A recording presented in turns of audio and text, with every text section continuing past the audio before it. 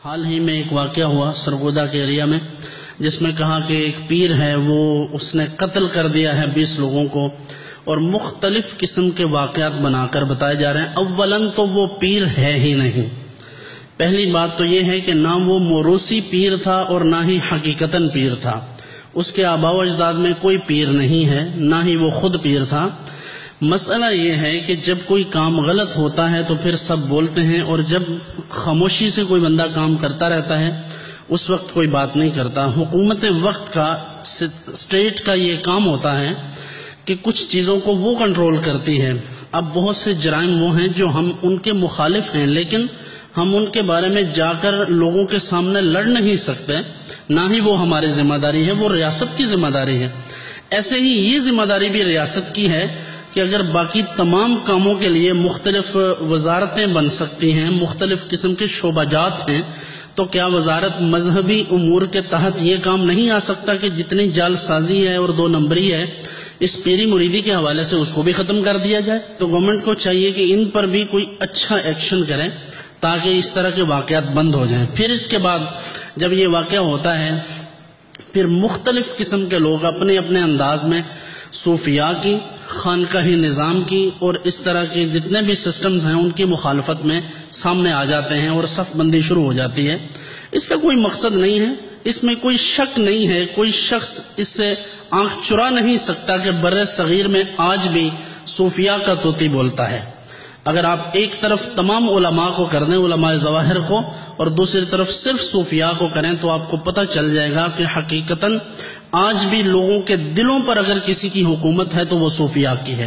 اور وہ اس وجہ سے نہیں ہے کہ وہ اسلام کے خلاف یا اسلام سے ہٹ کر یا حضور نبی مکرم صلی اللہ علیہ وسلم کی سنت سے علیحدہ کوئی اور تحریک چلا رہے تھے۔ صوفی ہوتا ہی وہ ہے جو حضور کی شریعت کا علم بردار ہو، جو حضور علیہ السلام کے طریق کو لوگوں میں رواج دے، جس کے نزدیک مروج چیزیں اور رسمیں بھی جو ہوتی ہیں وہ سنت کے مطابق ہوتی ہیں۔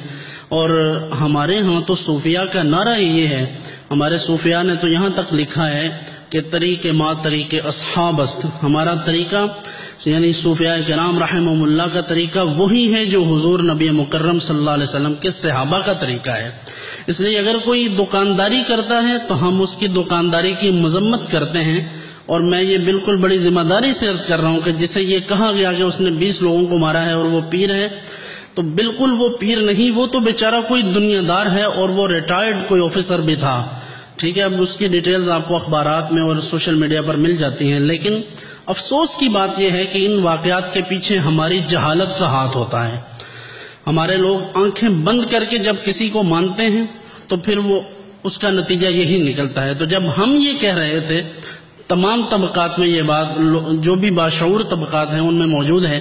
کہ آپ اس شخص کی بات مانیں جو قرآن و سنت کے مطابق آپ سے بات کہے، اور اگر کوئی سسٹم قرآن و سنت کے مطابق نہ چلتا ہو تو وہ کسی غوث قطب، کسی ولی کی اولاد بھی ہو تو ہمارے لیے قابل قبول نہیں ہے، کیونکہ سب سے بڑھ کر اللہ کے رسول صلی اللہ علیہ وسلم کا فرمان ہے۔ کیونکہ آپ دیکھتے ہیں کہ انبیاء کرام علیہ السلام کی اولاد میں اور ان کے قریبی لوگوں میں بھی اگر ایمان نہیں رہا تو اللہ نے ان کا تعلق ان سے نہیں جوڑا اور منع فرما دیا۔ حضرت سیدنا نوح علیہ السلام سے فرمایا انہو لیس من اہلک، آپ کا بیٹا تو آپ کے گھر والوں میں سے ہی نہیں ہے۔ تو جب کسی میں ایمان نہیں اور اس کے اپنے آباء و اجداد کی پیروکاری اور وہ شریعت کی تابعداری نہ رہی، تو اگرچہ وہ کسی بڑے باپ کا بیٹا بھی ہو، کسی بڑی درگاہ کا سجادہ نشین بھی ہو، تو اگر شریعت کا معیار وہ پورا نہیں کرتا تو وہ اس لائق نہیں ہے کہ لوگ اس کے ہاتھ پر بیعت کریں اور اس کے پیچھے چلیں۔ کیوں کہ باپ کا علم نہ بیٹے کو اگر ازبر ہو تو پسر قابل میراث پدر کیوں کر ہو۔